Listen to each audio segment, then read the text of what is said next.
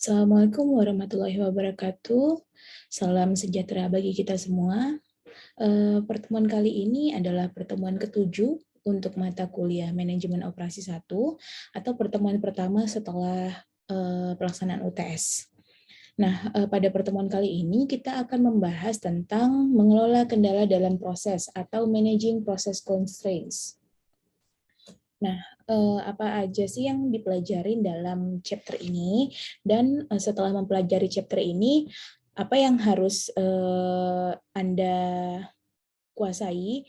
Nah, yang pertama adalah Anda diharapkan dapat menjelaskan tentang teori kendala. Setelah itu, dapat memahami hubungan antara kendala kapasitas dengan ukuran kinerja keuangan dan juga dapat mengidentifikasi bottlenecks. Nah, apa sih bottlenecks gitu kan? Mungkin ada beberapa dari teman-teman semua yang belum pernah mendengar mengenai bottlenecks ini. Nah, di sini akan kita bahas bersama. Managing process constraints atau mengelola kendala dalam sebuah proses. Nah, apa sih yang dimaksud dengan constraints atau kendala tersebut? Kendala merupakan faktor-faktor yang membatasi kinerja sistem dan membatasi keluarannya atau output-nya. Sedangkan kapasitas adalah tingkat keluaran maksimum dari suatu proses. Nah, kalau kendala ini misalnya nih, kita harusnya bisa memproduksi 100 unit barang. Tapi karena ada kendala di dalam proses produksi tersebut, barang yang bisa kita produksi itu berkurang. Jadi dari 100 hanya bisa menghasilkan 80 misalnya seperti itu. Nah, jika ada kendala di setiap langkah atau di setiap proses, maka kapasitas produksi atau output-nya tidak seimbang. Bisa saja menjadi terlalu tinggi di beberapa titik atau bisa menjadi terlalu rendah di titik lainnya. Akibatnya, seluruh sistem atau seluruh rangkaian proses produksi tersebut dapat terganggu. Kemudian, hambatan dapat terjadi di atas atau di bawah, di luar atau di dalam rantai pasokan maupun perusahaan. Nah, secara umum, hambatan itu dapat diidentifikasi menjadi 3 kelompok. Yang pertama adalah hambatan atau kendala fisik. Nah, kendala fisik ini terdiri dari mesin, tenaga kerja, atau kapasitas kerja, seperti hal-hal yang bersifat material. Kemudian bisa juga bersifat ruang dan juga kualitas. Nah, material di sini bisa disebut sebagai bahan baku juga. Kemudian untuk ruang adalah tempat produksi. Misalnya ruang tempat produksinya atau pabriknya terlalu panas, sementara barang yang kita produksi itu tidak bisa berada di suhu yang tinggi, atau ruangnya terlalu dingin, terlalu sempit, dan lain sebagainya. Seperti itu. Itu masuk dalam kendala fisik. Kemudian yang kedua ada kendala pasar. Nah, kendala pasar ini terjadi ketika kita bisa memproduksi banyak barang. Jumlah produksinya baik, kualitas produksinya bagus, tapi ketika barang tersebut kita jual ke pasar, itu tidak ada yang membeli. Seperti itu. Jadi pasarnya tidak ada, walaupun kualitas barangnya bagus, harganya murah, misalnya seperti itu. Kemudian kendala yang ketiga adalah kendala manajerial. Ketika kita bisa memproduksi barang yang bagus, kualitasnya baik, harganya murah, misalnya pasarnya ada, pangsa pasar tinggi, banyak yang mau beli, tapi ternyata manajerial atau manajemen di perusahaan tersebut itu jelek kinerjanya, maka itu akan mempengaruhi kinerja perusahaan secara keseluruhan. Kinerja manajerial yang jelek itu seperti apa? Misalnya yang tadinya biaya gaji karyawan itu misalnya 5.000 untuk memproduksi 10 unit barang, kemudian dipangkas menjadi katakanlah tinggal setengahnya, tinggal 2.500. Tiba-tiba aja nih ada pemangkasan gaji tanpa ada pemberitahuan terlebih dahulu. Kemudian pegawainya merasa tidak terima, akhirnya mereka mengajukan protes dengan cara tidak masuk kerja. Nah, itu kan akan menghambat seluruh aktivitas yang ada di dalam perusahaan. Itu akan menjadi kendala bagi si perusahaan tersebut, seperti itu.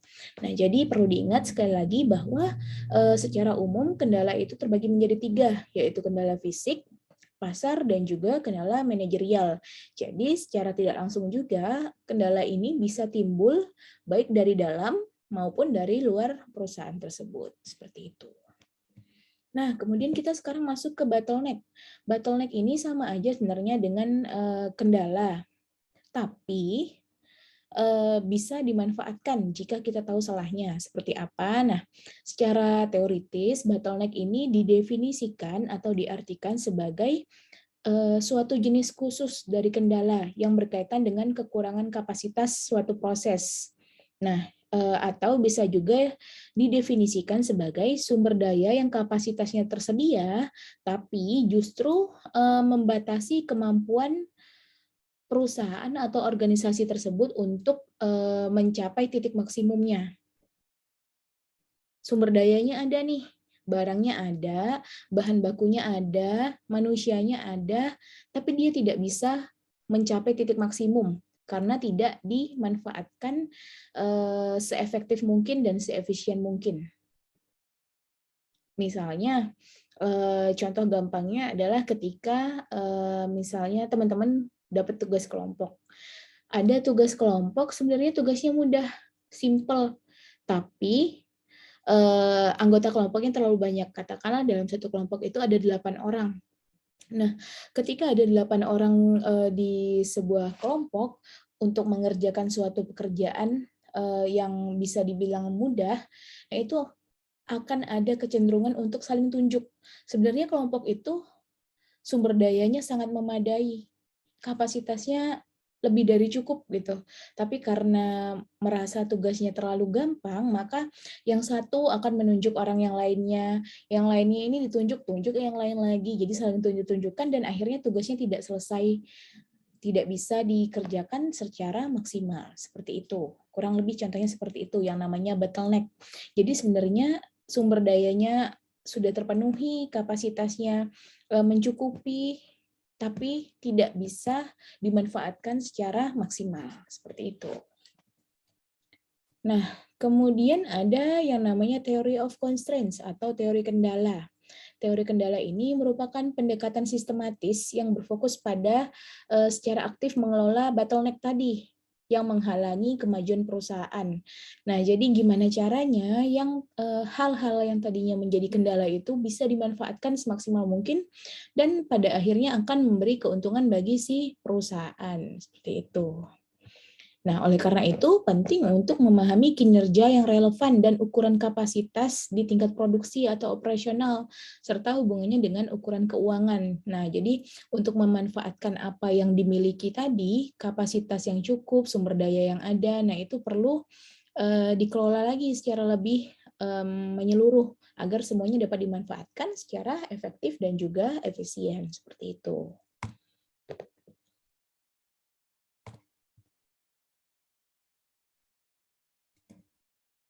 Kemudian, nah, bagaimana sih menerapkan metode theory of constraints atau teori kendala dalam mengelola bottleneck? Nah, yang pertama adalah kita harus mengidentifikasi sistem bottleneck. Jadi bottleneck-nya itu ada di mana? Kita harus cari dulu. Misalnya ada 5 langkah nih yang harus ditempuh sebuah perusahaan untuk memproduksi sebuah produk, maka dari 1 sampai 5 ini kita harus cari tahu dulu nih bottleneck-nya ada di titik yang mana, apakah di titik 1, titik 2, titik 3, titik 4, atau titik 5. Nah, setelah bottleneck-nya kita temukan, kita identifikasi, kemudian kita berpikir bagaimana cara memanfaatkan bottleneck tersebut. Itu. Nah, bagaimana caranya memanfaatkan bottleneck? Dengan membuat jadwal yang memaksimalkan throughput. Throughput itu output atau hasil dari bottleneck. Jadi lagi-lagi ini kaitannya dengan efektif dan efisien. Gimana caranya memanfaatkan semua yang ada agar dapat mencapai hasil yang maksimal. Nah, kemudian langkah yang ketiga adalah turunkan semua keputusan lainnya ke langkah 2. Jadi dari banyaknya keputusan itu kita pusatkan semuanya di langkah yang kedua. Bagaimana cara memanfaatkan seluruh yang kita punya, baik itu sumber daya yang bersifat bottleneck maupun yang non-bottleneck, itu tetap dimanfaatkan semua. Nah, kenapa yang non-bottleneck juga dipakai? Karena untuk mendukung si bottleneck tadi. Jadi kalau misalnya macetnya di titik 2, di titik 3 ya, misalnya macet terjadi kemacetan atau kendala di titik 3. Nah, sumber daya yang ada di titik 1, 2, 4, dan 5 itu semuanya harus kita manfaatkan untuk memperlancar atau untuk melancarkan aktivitas atau proses yang ada di titik 3 tersebut. Jadi sumber dayanya mau yang bottleneck atau yang non bottleneck semuanya tetap dipakai. Gitu. Kemudian langkah yang keempat adalah tingkatkan bottleneck.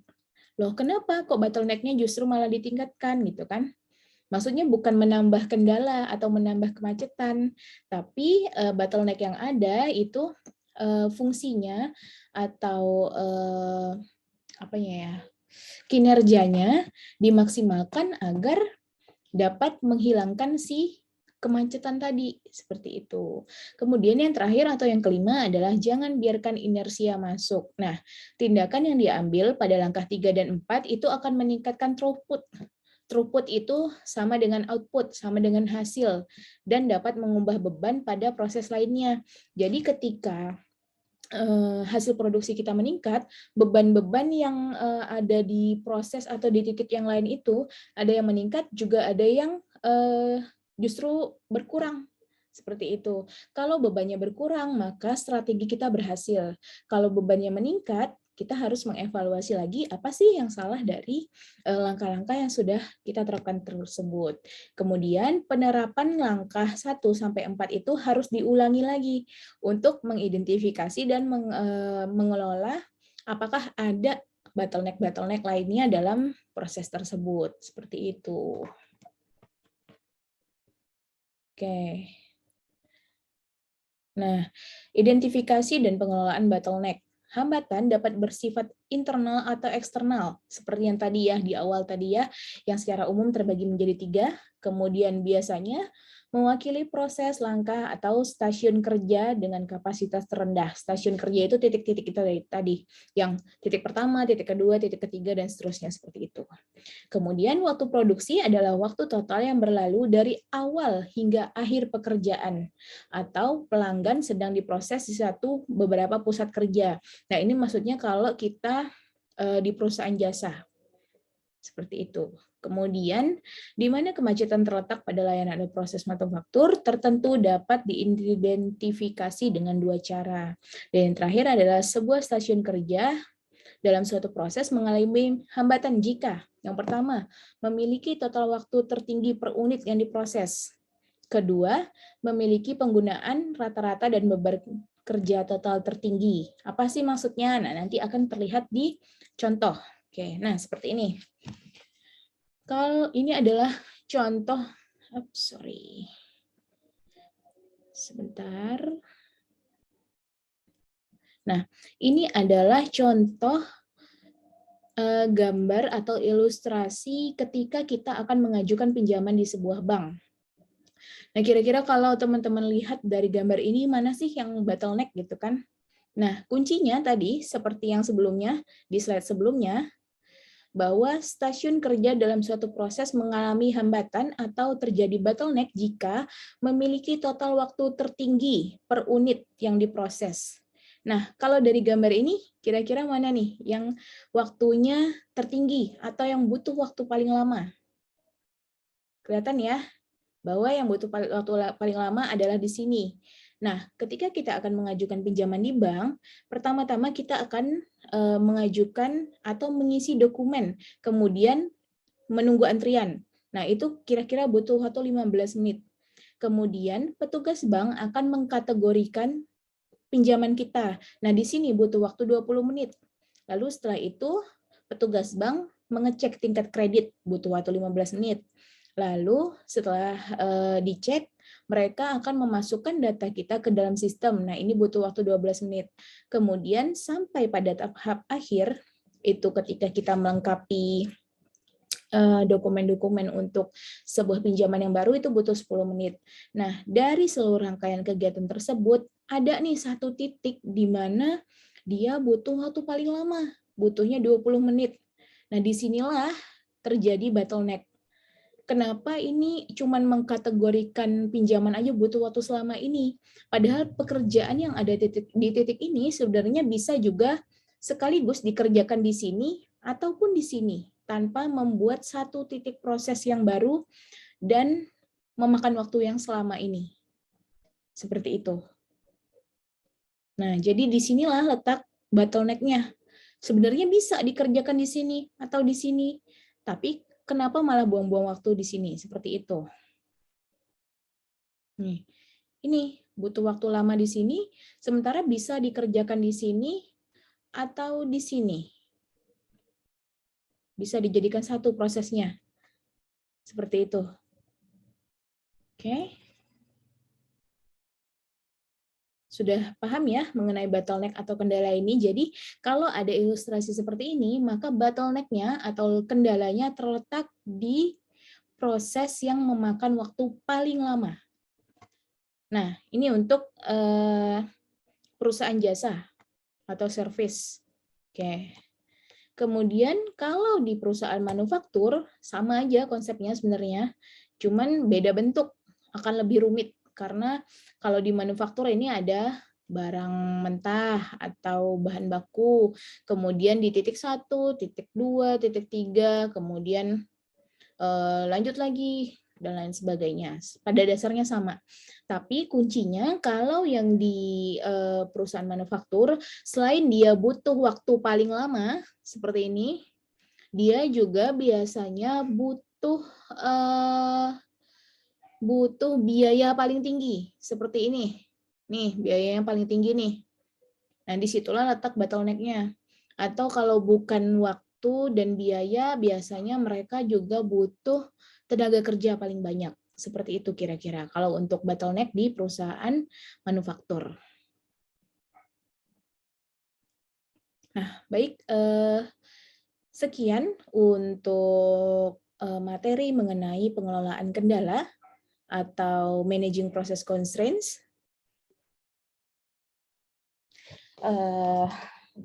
Untuk pertemuan kali ini saya akhiri. Terima kasih. Semoga dapat bermanfaat bagi teman-teman semua. Saya akhiri. Terima kasih sekali lagi. Wassalamualaikum warahmatullahi wabarakatuh.